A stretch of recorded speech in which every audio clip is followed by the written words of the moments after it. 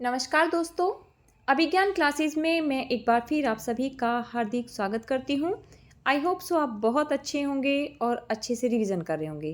तो चलिए दोस्तों, बिना किसी देरी के आज का लेक्चर प्रारंभ करते हैं। प्रश्न नंबर 71, केशव दास कवि होने के साथ साथ क्या थे? तो केशव दास ये कवि होने के साथ साथ आचार्य भी थे। ऑप्शन नंबर सी आपका यहाँ सही हो जाता है। चलिए व्याख्या देख लेते हैं। केशवदास अलंकारवादी आचार्य एवं कवि थे। ये निम्बार्क संप्रदाय में दीक्षित थे। डॉक्टर नगेंद्र केशवदास को रीतिकाल का प्रवर्तक मानते हैं। इनकी रचनाएं देख लेते हैं। रसिक प्रिया, रामचंद्रिका, कवि प्रिया तथा विज्ञान गीता, ये इनकी प्रमुख रचनाएं रही हैं। चलिए नेक्स्ट प्रश्न देख लेते हैं। केशवदास ने एक आध्यात्मिक ग्रंथ लिखा, उसका नाम क्या था? तो केशवदास जी ने जो आध्यात्मिक ग्रंथ लिखा उसका नाम विज्ञान गीता था। ऑप्शन नंबर ए यहाँ आपका सही हो जाता है। चलिए व्याख्या देख लेते हैं। केशवदास की विज्ञान गीता ये एक आध्यात्मिक ग्रंथ है। यह कृष्ण मिश्र के संस्कृत नाटक प्रबोध चंद्रोदय का छंदोबद्ध हिंदी अनुवाद है। रसिक प्रिया में रसों का वर्णन है। रामचंद्रिका में राम के चरित्र पर आधारित ये एक प्रबंध ग्रंथ है। जबकि कवि प्रिया, इसके अंतर्गत हमें अलंकारों का वर्णन देखने को मिलता है। चलिए नेक्स्ट प्रश्न देख लेते हैं। भाव विलास ये किसकी रचना है? तो भाव विलास ये कवि देव की रचना है। ऑप्शन नंबर बी आपका यहाँ सही हो जाता है। चलिए व्याख्या देख लेते हैं। भाव विलास ये देव की रचना है। इसमें रस एवं नायक नायिका भेद का वर्णन किया गया है। देव रीतिबद्ध परंपरा के आचार्य एवं कवि हैं। इनका मूल नाम देवदत्त था। इनकी अन्य प्रमुख रचनाएं इस प्रकार हैं। अष्टयाम, राग रत्नाकर, रसविलास, सुजात विनोद, प्रेम तरंग इत्यादि। पद्माभरण, जगत विनोद, प्रबोध पचासा ये पद्माकर भट्ट की प्रमुख रचनाएं रही हैं। घनानंद की जो प्रमुख रचनाएं हैं उनको देख लेते हैं। सुजानसार, इस्कलता, विरह लीला, वियोग बेली तथा बिहारी की रचना बिहारी सतसई रही है। चलिए आगे देख लेते हैं। यहाँ पे दिया गया है कि यह पंक्ति किस कवि की प्रशस्ति में कही गई है। तो पहले पंक्ति देख लेते हैं। चाह के रंग में भीजियो हियो, बिछुड़े मिले प्रीतम सांति न माने।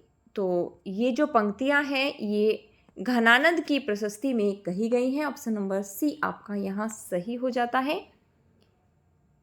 चलिए व्याख्या देख लेते हैं। आचार्य रामचंद्र शुक्ल ने घनानंद के विषय में कहा है कि इनकी सी विशुद्ध, सरस और शक्तिशालिनी ब्रजभाषा लिखने में और कोई कवि समर्थ नहीं हुआ है। चलिए नेक्स्ट प्रश्न देख लेते हैं। क्षमा कीजिए।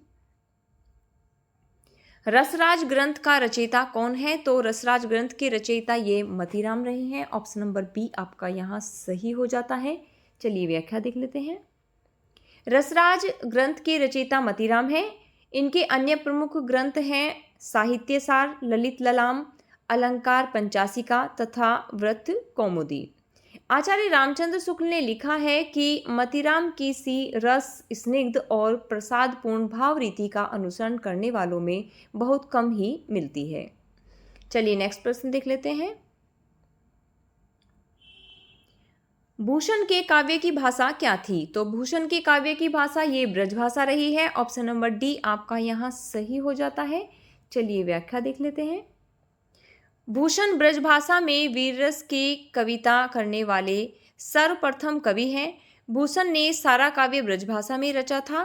भूषण ने मुक्तक शैली में काव्य की रचना की। इनकी रचनाएं शिवराज भूषण, शिवा बावनी और छत्रसाल दशक वीर रस से ओतप्रोत हैं।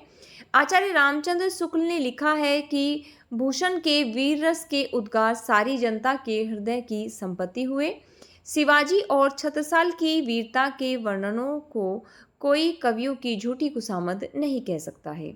तो चलिए नेक्स्ट प्रश्न देख लेते हैं। पद्माकर का सर्वश्रेष्ठ ग्रंथ किसे माना जाता है? तो पद्माकर का सर्वश्रेष्ठ ग्रंथ ये प्रबोध पचासा को माना जाता है। ऑप्शन नंबर ए यहाँ आपका सही हो जाता है। चलिए व्याख्या देख लेते हैं।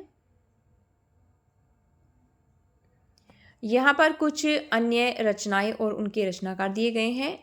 भूमिजा ये नागार्जुन की रचना है। गीतावली तुलसीदास जी की है। नल दमयंती ये राजा रवि वर्मा की रचना रही है। चलिए नेक्स्ट प्रश्न देख लेते हैं। आचार्य रामचंद्र शुक्ल भक्तिकाल सगुण धारा की फुटकल रचनाएं शीर्षक के अंतर्गत परिगणित किस कवि के लिए कहा गया है कि इनको कवि हृदय नहीं मिला था, उनमें वह सहृदयता और भावुकता न थी जो एक कवि में होनी चाहिए। वे संस्कृत साहित्य से सामग्री लेकर अपने साहित्य और रचना कौशल की धाक जमाना चाहते थे। तो ये किस कवि के विषय में कहा गया है? ये केशवदास जी के विषय में कहा है। ऑप्शन नंबर सी आपका यहाँ सही हो जाता है। चलिए व्याख्या देख लेते हैं। केशवदास को कवि हृदय नहीं मिला था, उनमें वह सहृदयता और भावुकता न थी जो एक कवि में होनी चाहिए। वे संस्कृत साहित्य से सामग्री लेकर अपने साहित्य और रचना कौशल की धाक जमाना चाहते थे।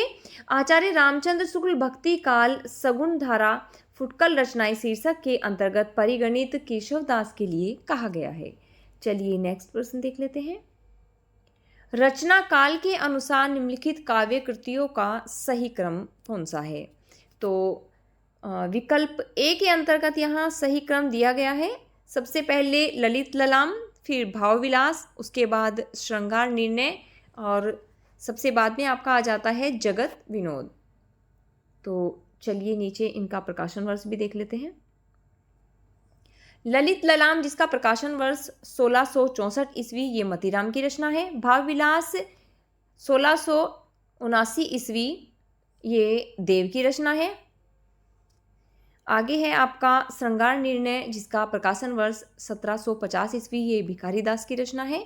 जगत विनोद जिसका प्रकाशन वर्ष 1803 से 1821 ईस्वी के बीच रहा, इसके रचनाकार पद्माकर भट्ट हैं। यहाँ पर एक महत्वपूर्ण नोट दिया गया है, इसको देख लेते हैं। महाकवि देव का मूल नाम देवदत्त है। देव आचार्य और कवि दोनों रूपों में प्रसिद्ध हैं। चलिए आगे देख लेते हैं।